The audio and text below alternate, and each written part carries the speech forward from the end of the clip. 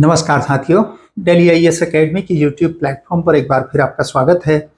आज हम आपके साथ बातचीत करने वाले हैं उत्तराखंड लोक सेवा आयोग द्वारा ली जाने वाली परीक्षा इंटर कॉलेज लेक्चरर की, जिसे हम जीआईसी लेक्चरर भी कहते हैं या प्रवक्ता भी कहते हैं या इंटर कॉलेज प्रवक्ता भी कहते हैं। उसमें सामान्य और महिला शाखा दो तरह से मेरिट बनाई जाती है, दो तरह से अलग अलग वैकेंसीज निकाली जाती हैं। तो जनरली जिसे हम इंटर कॉलेज लेक्चरर का एग्ज़ाम कहते हैं, उस एग्ज़ाम के बारे में, उसके सामान्य परिचय के बारे में और आज की वीडियो में हम बातचीत करेंगे कि कौन लोग उस फॉर्म को भर सकते हैं, क्या डीएलएड वाले भी भर सकते हैं, क्या टेट होना अनिवार्य है, पिछली बार की मेरिट क्या रही, इस बार का सिलेबस क्या रहेगा, क्या स्क्रीनिंग को हटा दिया जाएगा, इंटरव्यू को शामिल कर दिया जाएगा, क्या अभी से उसकी तैयारी, स्क्रीनिंग परीक्षा की तैयारी कर लेनी चाहिए या इस बात का इंतजार करना चाहिए कि पैटर्न बदलेगा और इंटरव्यू लागू हो जाएगा, और क्या आधार हैं इस बात के, उन सब बातों पर चर्चा करेंगे। और ये वीडियो आपके लिए बहुत उपयोगी होगा यदि आप लेक्चरर स्क्रीनिंग या इंटर कॉलेज लेक्चरर एग्जाम की तैयारी कर रहे हैं। ये स्क्रीनिंग शब्द इसलिए कह रहा हूं क्योंकि इसमें एक छंटनी परीक्षा होती है जिसमें जितने पद होते हैं उसके सापेक्ष 15 गुना ज्यादा अभ्यर्थी लिए जाते हैं। उदाहरण के लिए यदि 100 पद होंगे तो 1500 लोगों का चयन स्क्रीनिंग परीक्षा के माध्यम से किया जाएगा, बाकी लोगों को बाहर कर दिया जाएगा। तो मेरिट पिछली बार की कैसी रही थी इस पर भी करेंगे चर्चा, लेकिन उससे पहले ये देखें कि ये पिछली बार का स्क्रीनिंग प्रवक्ता का जो सिलेबस है 150 नंबर का, वो है, उस पर भी डिस्कस करेंगे। पर जो आपके मन में सबसे अधिक उत्सुकता है जिन बातों की, उन्हें सबसे पहले कर लें। क्या, जैसे आप ये जानना चाहते हैं क्या इस बार स्क्रीनिंग परीक्षा को हटा करके इंटरव्यू को लागू कर दिया जाएगा, यानी हमें अपने सब्जेक्ट का एक एग्जाम देना होगा, वो ऑब्जेक्टिव होगा और उसके बाद इंटरव्यू होगा, जैसा कि 2019 की परीक्षा में हुआ था या उससे पहले 2016 की परीक्षा में जो 2014 नाम से जानी गई उसमें हुआ था। क्या इंटरव्यू वापस होगा, ये विषय। तो इस विषय में आपको जानकारी ये देनी है कि जो ये प्रवक्ता की भर्ती होती है, ये प्रवक्ता की भर्ती ग्रुप सी में आती है, यानी समूह ग में आती है। आपने अक्सर इसके विज्ञापन में देखा होगा, ग्रुप सी के अधीन आने वाली। और भारत सरकार ने, प्रधानमंत्री ने इसकी घोषणा की थी कि ग्रुप सी और डी के पदों से साक्षात्कार हटा दिया जाए और लोक सेवा आयोग में लोक सेवा आयोग के उस प्रारूप को जिसमें वो पहले इंटरव्यू विषय के साथ साथ इंटरव्यू भी लेता था, इसे कोर्ट में चैलेंज किया गया और इस आधार पर, क्योंकि ये ग्रुप सी की परीक्षा है इसलिए इसमें साक्षात्कार नहीं लिया जा सकता है, कोर्ट के डिसीजन पर इसमें से साक्षात्कार हटा दिया गया। अब आपके इस एक प्रश्न का उत्तर तो हो गया, क्या स्क्रीनिंग परीक्षा यथावत रहेगी, यानी इंटरव्यू होगा कि नहीं होगा। तो अभी तक की सारी संभावनाओं से ये कहा जा सकता है कि इसमें इंटरव्यू नहीं होगा, क्योंकि ये ग्रुप सी के अधीन एक पोस्ट है और ग्रुप सी से इंटरव्यू को कोर्ट के आदेश पर हटाया गया है।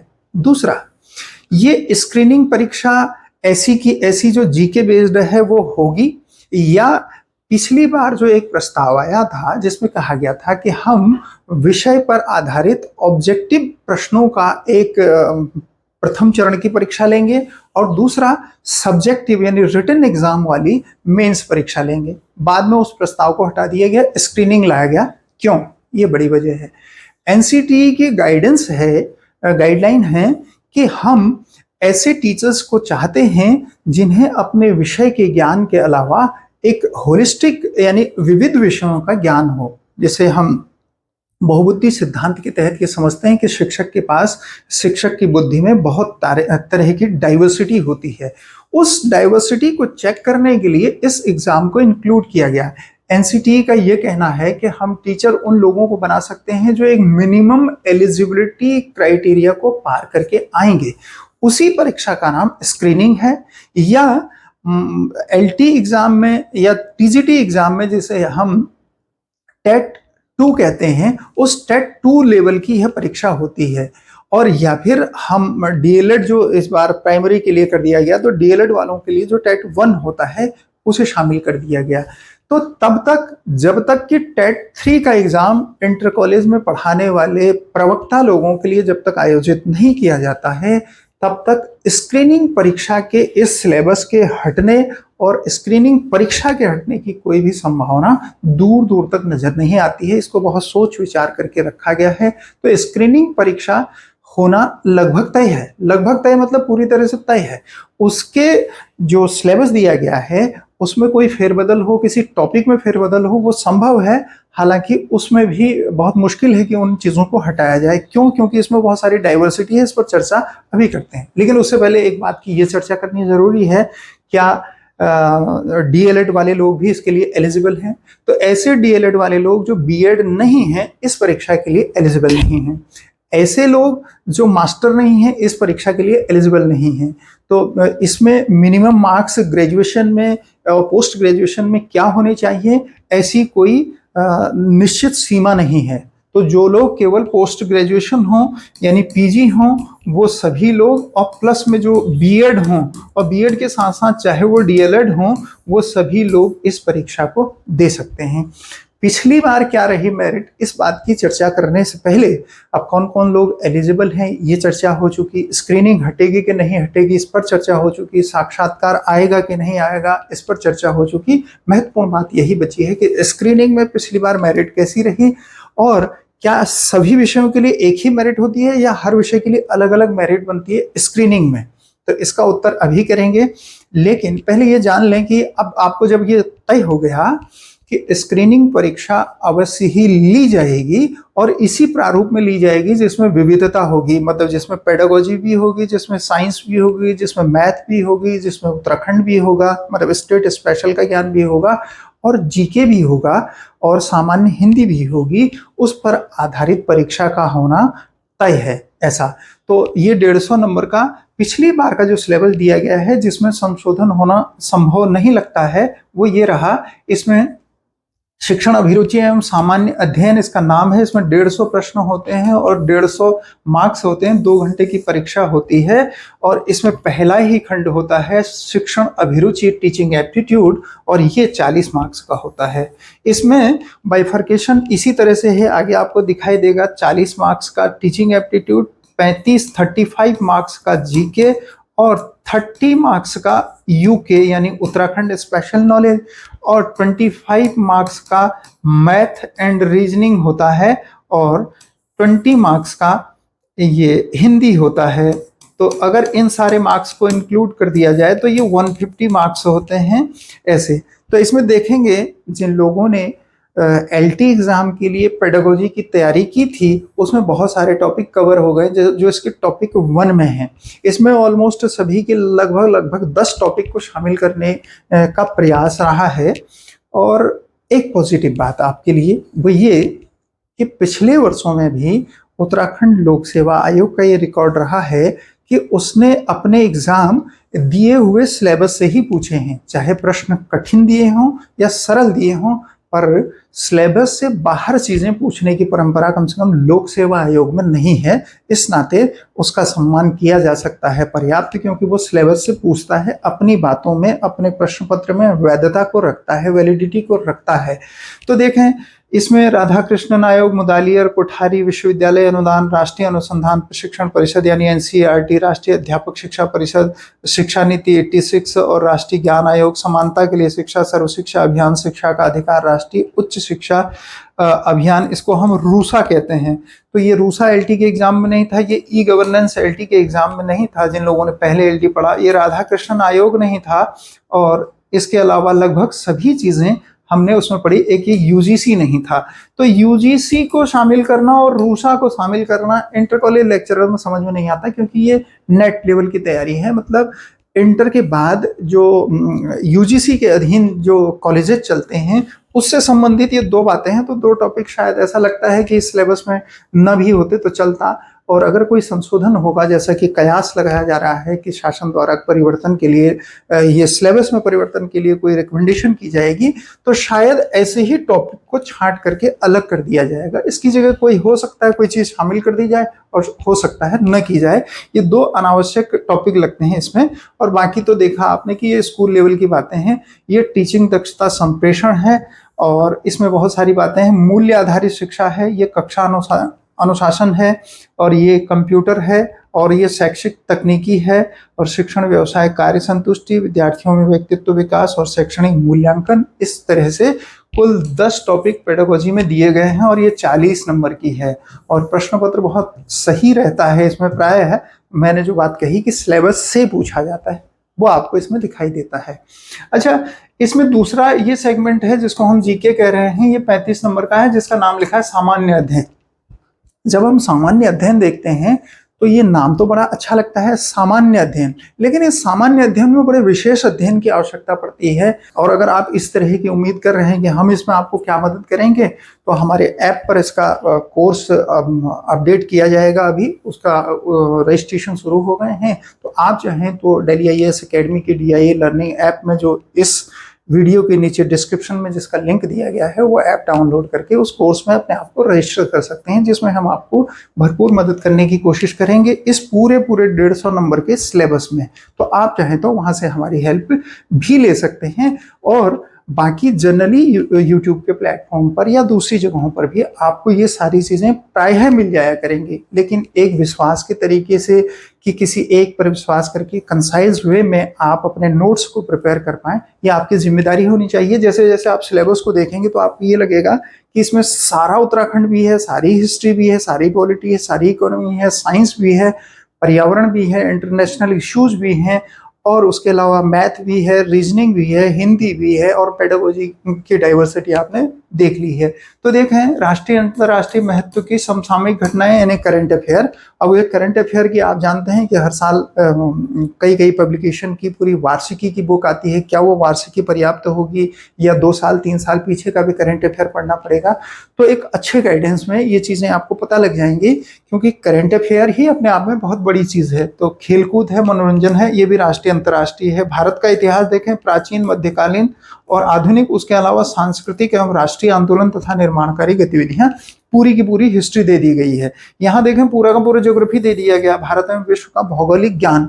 अब इसको कहाँ लिमिट में रखें, क्योंकि हम 35 नंबर के लिए इन सारे विषयों का बहुत गहन अध्ययन नहीं कर सकते, पर उन गहन जानकारियों को जानना बहुत जरूरी होगा जो एग्जाम में पूछी जाती हैं, बार बार पूछी जाती हैं।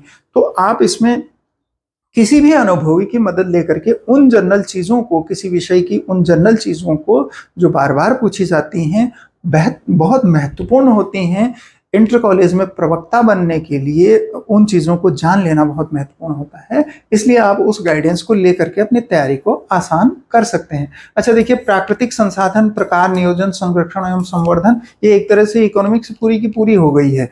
और ये देखें, पॉलिटी, भारतीय संविधान की विशेषताएं, मौलिक अधिकार, मूल कर्तव्य, राज्य के नीति निर्देशक तत्व। उसके आगे देखेंगे तो ये जनरली एग्जाम में, कॉम्पिटिटिव एग्जाम में नहीं होता है। उपभोक्ता सशक्तिकरण, उपभोक्ता के अधिकार, उपभोक्ता संरक्षण अधिनियम 1986। उसके बाद देखें, बौद्धिक संपदा अधिकार और शिक्षा का अधिकार अधिनियम 2009 और शिक्षा सूचना का अधिकार 2005। तो इस तरह से बहुत डाइवर्सिफाई ये सिलेबस है। आप देखेंगे, राष्ट्रीय अंतर्राष्ट्रीय स्तर पर अधिकारों से संबंधित संगठन, नियम, अधिनियम, क्रियान्वयन। तो ये देखें, इंटरनेशनल ऑर्गेनाइजेशन जितनी हैं, तो उसमें से कितनी कोई पढ़ लेगा, और उतना पढ़ने के बाद क्या गारंटी है कि उनमें से, उनके आसपास से प्रश्न बनेंगे। तो कम जानकारी से अधिक प्रश्नों की संभावना हमें बनानी होगी तैयारी करने के लिए। सामान्य विज्ञान देखें, दैनिक जीवन में विज्ञान की उपयोगिता। अब पूरा पूरा विज्ञान है, इसमें फिजिक्स भी है, केमिस्ट्री भी है, बायो भी है, इसकी उपयोगिता ये सीधे सीधे लिख दिया गया। अब देखें, पर्यावरण विकास भी है, पर्यावरण से जुड़ी समस्याएं, ये देखें, एनवायरमेंट इकोलॉजी अपने आप में एक सब्जेक्ट है, वो भी इसमें शामिल है। राष्ट्रीय आय की अवधारणा, ये देखें, राष्ट्रीय एवं भारतीय अर्थव्यवस्था, यहाँ भी अर्थव्यवस्था की सारी बातें हैं। वाणिज्य, उद्योग, विकास, दशा, दिशा इत्यादि 10 टॉपिक हैं ये जीके के। तो जनरली जो लोग पीसीएस एग्जाम की, यूपीएससी की या ग्रुप सी लेवल की तैयारी करते हैं, उससे कहीं बढ़ करके, हट करके, कुछ चीज़ें वहाँ से नहीं हैं पर कुछ चीज़ें उससे अधिक हैं। तो हमें इस बात को समझना होगा कि जनरली हम जो तैयारी कर रहे हैं उससे हट के लेक्चरर में कुछ और टॉपिक भी कवर कर लेने होंगे। इसलिए मैं आपको ये कह रहा था कि ये एक स्ट्रेटजी वीडियो हो सकता है आपके लिए। देखें, आगे इन्होंने सिलेबस दिया उत्तराखंड का, और उत्तराखंड में भी दिए हैं 10 टॉपिक, जिसमें सामान्य भूगोल दिया उत्तराखंड में, उसका इतिहास दिया, और तीनों दिए, ये प्राचीन काल भी दिया, मध्यकाल भी, आधुनिक काल भी। आगे देखेंगे तो उसने प्राकृतिक आर्थिक संसाधन, राजनीतिक प्रशासनिक व्यवस्था, शिक्षा एवं संस्कृति, शिक्षण एवं प्रशिक्षण संस्थान, प्रमुख आंदोलन, और उसके आगे ये 7वां 8वां 9वां 10वां टॉपिक देखें तो आर्थिक विकास, जल विद्युत, औद्योगिक, उद्यानिकी एवं पर्यटन, औषधीय एवं सुगंधीय पादप उद्योग। तो बड़े विशेष स्पेसिफिक टॉपिक दिए गए हैं जहां से प्रश्नों की संभावना है। विकास परक योजनाएं, अनुसूचित जाति जनजाति संबंधी योजनाएं, यहाँ भी देखें उत्तराखंड में समसामयिक पूछा है, यानी करंट अफेयर उत्तराखंड का, और खेलकूद और मनोरंजन उत्तराखंड का। ये 10 टॉपिक यहाँ हैं। उसके बाद देखेंगे कि ये रीजनिंग का एक बड़ा सेगमेंट दिया है जिसमें मैथ शामिल है और ये 25 नंबर का है। मैंने आपको कहा था ना, pedagogy 40 number, GK 35 number, Uttarakhand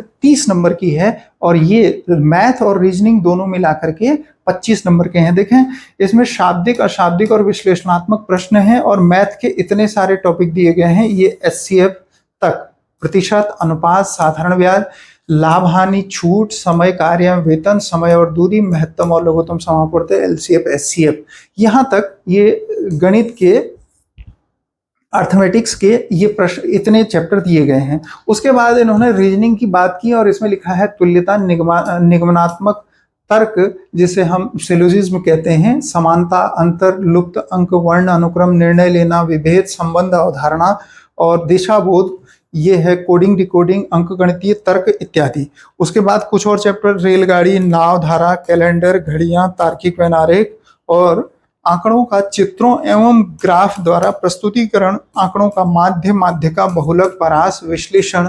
तो ये मेन, मोड, मीडियन तक और रेंज तक के प्रश्न दिए गए हैं। इसमें सतर्कता ये होगी, वो लोग सारे सिलेक्शन ले लेंगे जो बहुत छोटी छोटी साधारण चीज़ों को पूरे सिलेबस से जानेंगे। यहाँ बहुत बड़ा गणितज्ञ या साइंटिस्ट बनने की ज़रूरत नहीं है, या भाषाविद बनने की या पेडागोजी की बहुत विशद जानकारी रखने की आवश्यकता नहीं है, बल्कि एग्जाम में बहुत होशियारी से कैसे सिलेक्शन लिया जाएगा इसको जानना है। क्योंकि पिछली बार 150 में से 50 के आसपास भी मेरिट रही है कई सब्जेक्ट में, और अधिकतम हिस्ट्री में 92 नंबर की मेरिट रही है। वो अभी मैं आपको दिखाता हूँ, देखें जरा उसको। लेकिन उससे पहले देखें सामान्य हिंदी दी गई है, और सामान्य हिंदी 20 नंबर की, इसमें बहुत लिमिटेड चैप्टर्स हैं। जनरली हमें ये लगता है कि हमने जो चैप्टर हिंदी में पढ़े हैं उनसे सब हो जाएगा, लेकिन यहाँ रिविजन नहीं करेंगे और पर्टिकुलर इन चैप्टर्स का नहीं करेंगे तो बड़ी कठिनाई होगी। जैसे पर्यायवाची, विलोम, तत्सम, तद्भव, वाक्यांश के लिए एक शब्द, उपसर्ग, प्रत्यय, वर्तनी, वाक्य शुद्धि, समास, समास विग्रह, संधि और संधि विच्छेद, और मुहावरे और लोकोक्तियां, बस इतना ही सिलेबस है। लेकिन एक बात और है कि जब ये एग्जाम होगा तो इसमें 4 विकल्पों वाले आते हैं, तो हम जानते ही हैं इसमें भी 1/4 निगेटिव मार्किंग होगी, ये लिखा गया है। तो ये तो बात रही है, लेकिन बात ये है जानने की, क्या पिछली बार भी ऐसा रहा था? कितने लोगों की मेरिट में, अलग अलग सब्जेक्ट में मेरिट क्या बनी थी, वो हमें जानना पड़ेगा। और तब हम देखेंगे कि हमें किस तरह से इस बार स्ट्रेटजी बनानी होगी कि हम सतर्क रहें। तो ये देखें, पिछली बार ये 7 जुलाई 2021 को जो ये रिजल्ट आया, उस रिजल्ट में क्या हुआ ये देखें, अलग अलग विषय की निकलती है। जिस प्रश्न का एक उत्तर मैंने रोक दिया था वो यही है, हर विषय की मेरिट अलग बनती है। और उसमें भी कैटेगरी वाइज देखें, ये अनारक्षित, अनारक्षित उत्तराखंड महिला, अनारक्षित पूर्व सैनिक, दृष्टिहीनता, चलन क्रिया, अनारक्षित, यानी जनरल कैटेगरी में 7 तरह के रिजल्ट हैं। ये जनरल कैटेगरी है अनारक्षित, उसमें अलग अलग कैटेगरी है। ये पूर्व सैनिक, दृष्टिहीनता, चलन क्रिया, बहुदिव्यांगता, उत्तराखंड, अनाथ बच्चे, इतने तरह के। फिर इतने ही 7 तरह के रिजल्ट अनुसूचित जाति में, फिर अनुसूचित जनजाति में, इस तरह से। तो देखेंगे अगर हम जनरल कैटेगरी की बात करें तो ये आउट ऑफ 150 मार्क्स है ये, यानी 53.75, और लगभग 33% कहेंगे हम इसको, मतलब 34% में 35% में समझ लें। 150 में से 34 या 35% लाएंगे तो सिलेक्शन हो जाएगा, यानी 35% में सिलेक्शन पिछली बार हुआ है, ऐसा मान सकते हैं। ये हिंदी में है, लेकिन जरूरी नहीं इस बार इसमें हो, क्योंकि इस बार लोग बहुत गंभीरता से तैयारी एलटी के लिए पूरी पेडागोजी की कर चुके या दूसरी चीज़ों की कर चुके, तो उन सभी के लिए ये चीज़ें आसान हो सकती हैं। देखिए मैंने कहा ना, ये ईडब्ल्यूएस के लिए भी ये 7 तरह की है मेरिट। फिर ये अनारक्षित, फिर यहाँ ये अंग्रेजी है दूसरा विषय। देखें अंग्रेजी में जनरल कैटेगरी के लिए 67 मार्क्स पर गया, और इसमें बाकी सब है। ये सब आपको हमारे ऐप पर मिल जाएगा, ये मेरिट लिस्ट भी मिल जाएगी, ये पूरा सिलेबस जो आपने देखा ये भी मिल जाएगा। और सिलेबस आपने देखा हमने बाइलिंगुअल फॉर्मेट में दिया हुआ है, इधर हिंदी और इधर इंग्लिश। आयोग ने इस तरह से नहीं दिया, उसने एक बार हिंदी दिया, एक बार इंग्लिश दिया, तो जिससे आप आसानी से टैली कर सकें, पढ़ सकें, जो आपको स्ट्रेटजी बनाने में मदद करे। आयोग ने केवल लाइन बना करके सिलेबस दिया हुआ है, एक ही लाइन में सारी चीजें इंक्लूड कर दी, लेकिन हमने उसे बाइफरकेट कर दिया है। देखें अंग्रेजी में मैंने आपको बताया ये अलग अलग कैटेगरी के लिए। एक चीज बहुत ध्यान देने की है, यहाँ इसने लिखा है अभ्यर्थी उपलब्ध नहीं, और इसमें लिखा है इसने अनारक्षित उत्तराखंड अनाथ बच्चे, इस कैटेगरी में कोई भी अभ्यर्थी पात्र नहीं मिला। ऐसे यहाँ भी लिखा है, यहाँ भी लिखा है।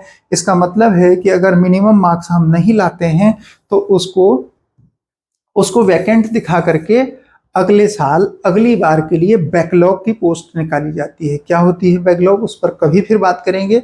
तीसरा सब्जेक्ट ये देखें, ये हाईएस्ट कटअप है पिछली बार किसी सब्जेक्ट में रहने वाली 91.91.75, और फिर अलग अलग है उसमें।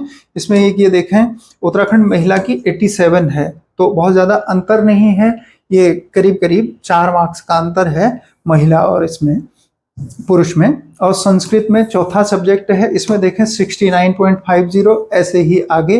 तो आप अगर ये देखना चाहेंगे डिटेल से तो देख लेंगे। 71 भौतिक शास्त्र में, फिजिक्स में रहा है, और उसके अलावा देखेंगे तो ये कैटेगरी वाइज ये सिलेक्शन है। 65 नंबर केमिस्ट्री में रहे हैं पिछली बार, और गणित में ये देखें 90 मार्क्स का रहा है।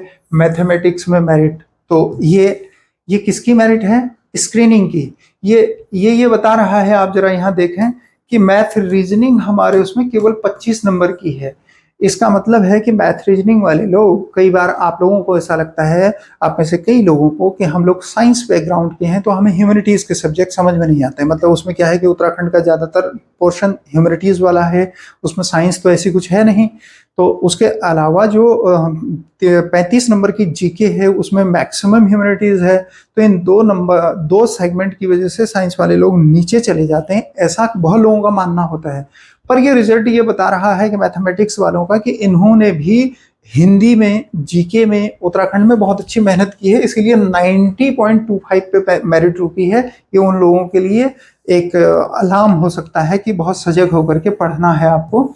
आगे देखें जीव विज्ञान बायोलॉजी में देखें 68 मार्क्स रहे हैं। आगे नागरिक शास्त्र में, पॉलिटिकल साइंस वालों का जो विषय है वो नागरिक शास्त्र नाम से आता है। यहाँ सिविक्स की वैकेंसीज होती हैं, तो इसमें देखें 78 मार्क्स रहा है। और देखें आगे ये अर्थशास्त्र में 61 नंबर 61.50 रहा है। ज्योग्राफी में ये देखें 66.25 रहा है। और इसमें अगर आप वैकेंसी भी देखना चाहेंगे पिछले साल कितनी वैकेंसी थी, तो आसानी से आपको लोक सेवा आयोग की वेबसाइट पर मिल जाएगा। समाजशास्त्र की भी वैकेंसी थी पिछली बार, और ये 72.50। और कला की भी थी, इसमें 60.25 है, और ये केवल अनारक्षित के लिए पद था। और मनोविज्ञान में देखें ये 14वां विषय है, और कृषि 15वां विषय है, जिसमें 45 नंबर पर सिलेक्शन हो गया था 45 मार्क्स पर। तो ये बिलो 33% भी सिलेक्शन हुआ था पिछली बार, ये देखें। और ये महिला शाखा में है, और ये इस तरह से ये सारी मेरिट आपको हमारे ये ऐप पर डाउनलोड करने के लिए मिल जाएगी। वहां से आप डाउनलोड करके इस पूरे को देख सकते हैं। तो पिछली बार ये 15 विषयों में था, इस बार अलग अलग विषयों में अलग अलग वैकेंसी होगी। कैसे उसकी तैयारी करनी है, क्या अभी से रणनीति बनानी है, उस पर विस्तार से बातचीत हो चुकी है। लेकिन ये समझदारी ये कहती है कि हमें जब भी तैयारी करनी हो तो कुछ इस तरह से कर लेनी चाहिए कि हम अभी से हर चीज को अलग अलग हिस्से में बांट करके, मूल रूप से इसमें 6 हिस्से हैं। एक पेडागोजी, दूसरा जीके, तीसरा उत्तराखंड, चौथा मैथ, 5वें रीजनिंग और छठा हिंदी। उनमें से एक अपने लिए सबसे डिफिकल्ट और एक सबसे इंटरेस्टिंग एरिया की शुरुआत हमें करनी चाहिए, जो एक अच्छी स्ट्रेटजी हो सकती है। तो कोई भी 2 चीज, चाहे वो पेडागोजी हो और साथ में मैथ या रीजनिंग में से कुछ हो, और या आप जीके में महसूस करते हैं कि ये कमजोर है आपका, जीके प्लस पेडागोजी हो, इस तरह से शुरुआत करना, किसी 2 सेगमेंट में शुरुआत करना बहुत समझदारी होगी। एक साथ यदि हमें लगे कि हम 6-6 चीज़ें तैयार करेंगे तो बहुत समझदारी का काम नहीं भी हो सकता है, क्योंकि ना हमें पेडागोजी की चीज़ें क्लियर हो पाएंगी, ना रीजनिंग समझ में आएगी, ना हिस्ट्री पढ़ पाएंगे और न उत्तराखंड में कोई कंसेप्ट बनेगा। इसलिए जो होशियारी से पढ़ेंगे, जो लोग सिलेक्शन लेंगे, वो लोग इस तरह की स्ट्रेटजी अभी से बनाएंगे। तो उम्मीद करते हैं ये सारी स्ट्रेटजी, ये सारी जानकारी आपके लिए बहुत मददगार होगी। आगे भी हम इस तरह की वीडियोज आपके लिए लाते रहेंगे और आप यदि चाहें तो ऐप डाउनलोड करके वहां से भी जुड़ सकते हैं। तो हम मिलेंगे अगली वीडियो में, तब तक के लिए थैंक यू सो मच।